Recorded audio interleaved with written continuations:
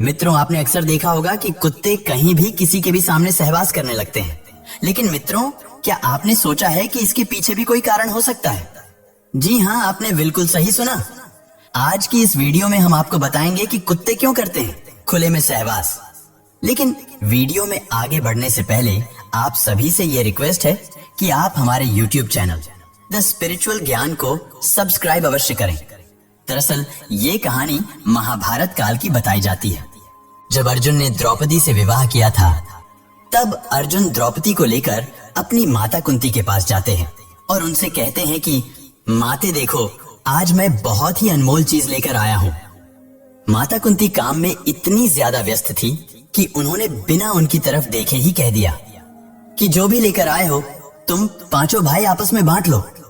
माता कुंती के सम्मान और अनुशासन को बनाए रखने के लिए सभी भाइयों ने द्रौपदी से शादी की।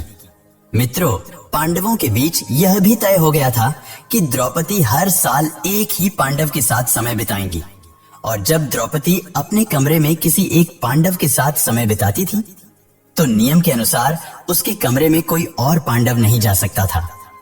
लेकिन मित्रों, इसी दौरान कुछ ऐसी घटना घटी जिसके कारण कुत्तों को शाप दिया गया कि सहवास करते समय पूरी दुनिया उन्हें देखेगी।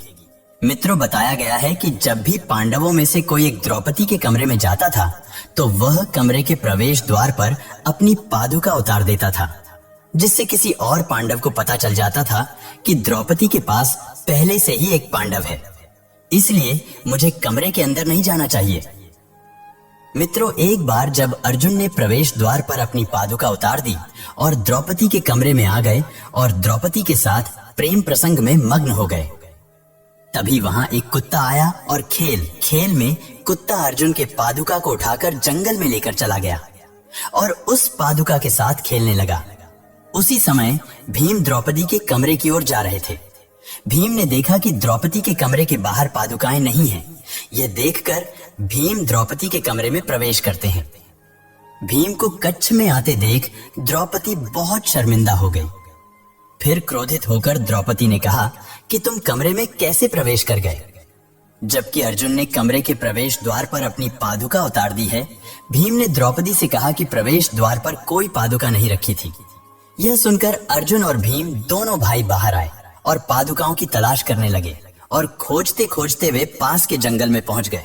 फिर देखा कि एक कुत्ता उन पादुकाओं के साथ खेल रहा है। मित्रों, इस बात से द्रौपदी को भीम के सामने बहुत शर्मिंदा होना पड़ा।